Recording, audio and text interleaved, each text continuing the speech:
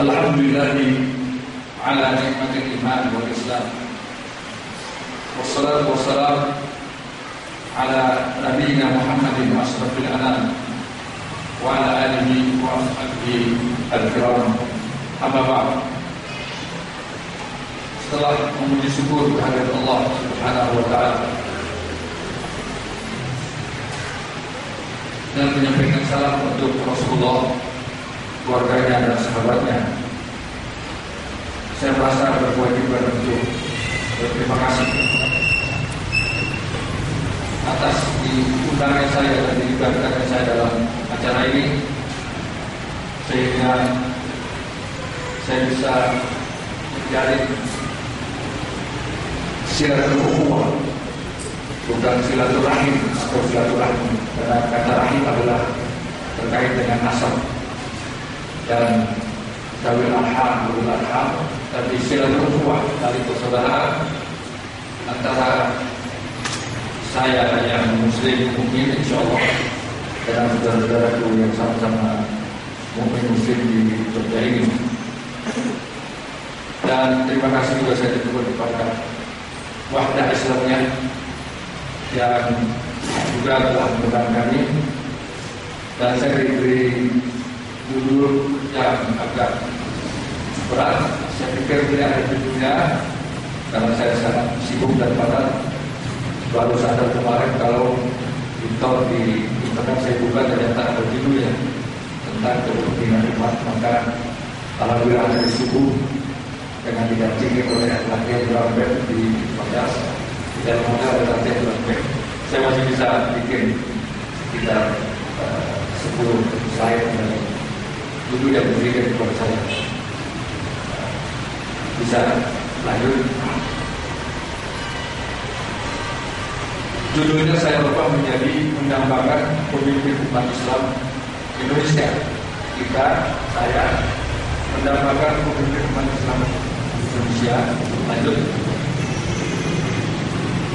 Di mana memang sadar tidak sadar, mau tidak mau, realistik kalau saya katakan bahwa umat Islam Indonesia tidak punya pemimpin. Ya, umat Islam Indonesia tidak punya pemimpin.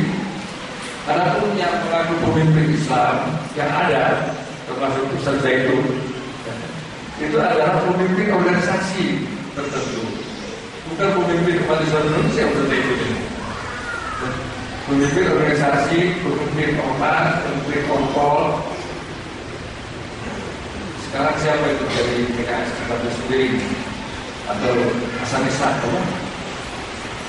anaknya Hasan Ishaq itu Lumzi Ishaq kan? Ya, kemudian PBB-nya kapan? Itu pemimpin partai Islam, bukan pemimpin umat Islam Indonesia.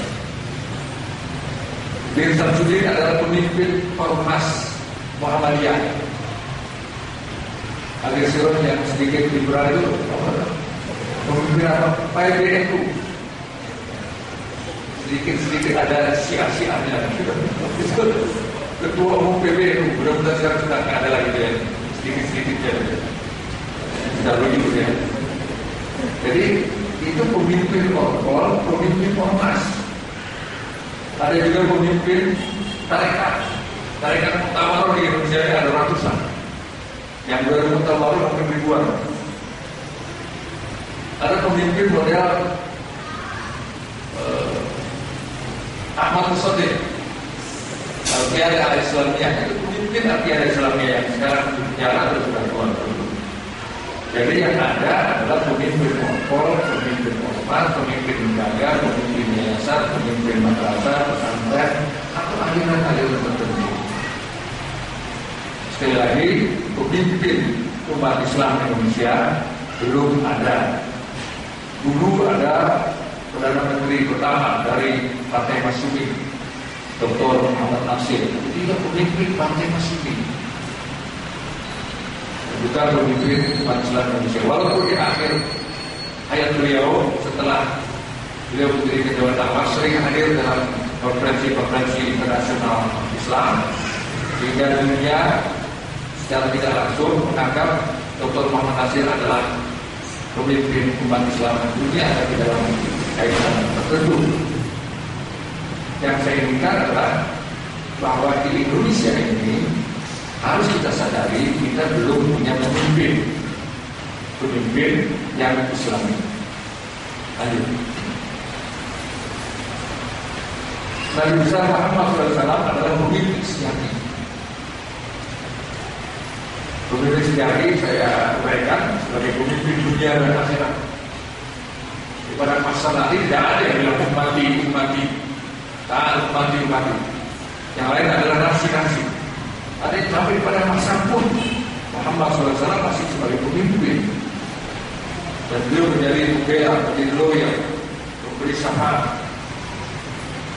Tapi yang diberikan syafaat ini bukan hanya keturunan beliau, anak cucu beliau. Ibrahim kalau anak cucu beliau itu enggak sholat wala sorban. Jadi mau kan gak bakalan ada syafaat dari Nabi Muhammad.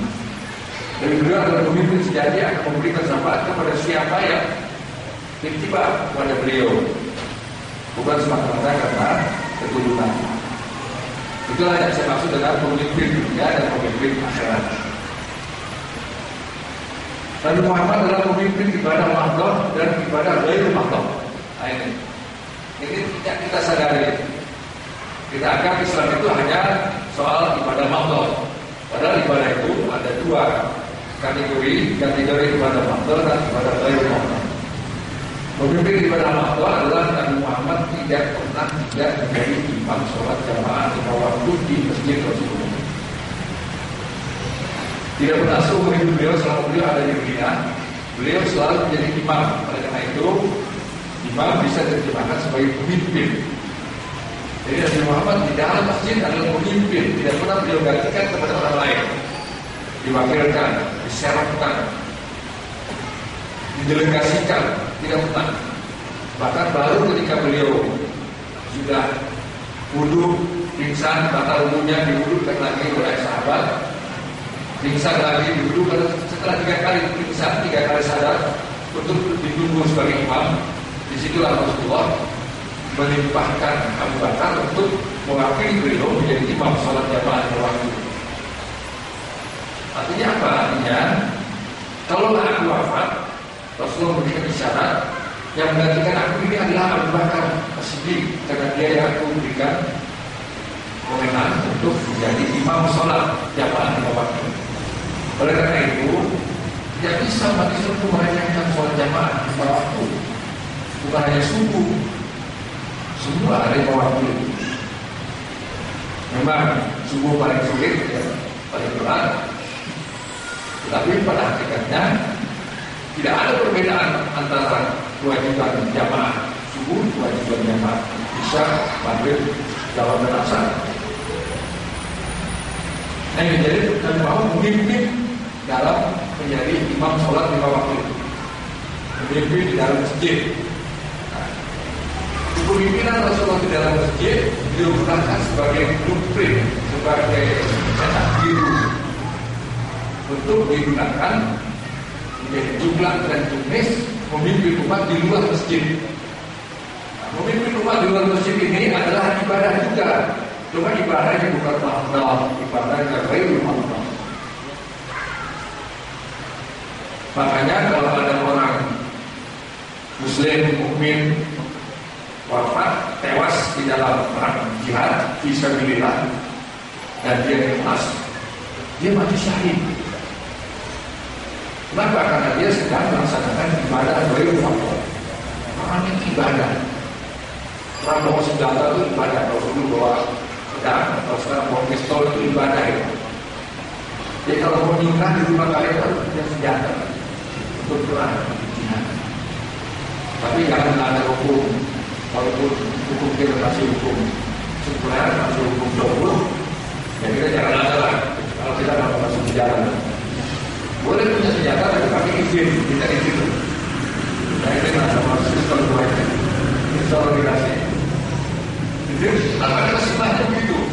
Setiap orang Islam harus bisa menegakkan ibadah mahdohnya sholat jamaah masjid, ibadah ghair mahdohnya memimpin umat. Menjadi ketua RT, menjadi ketua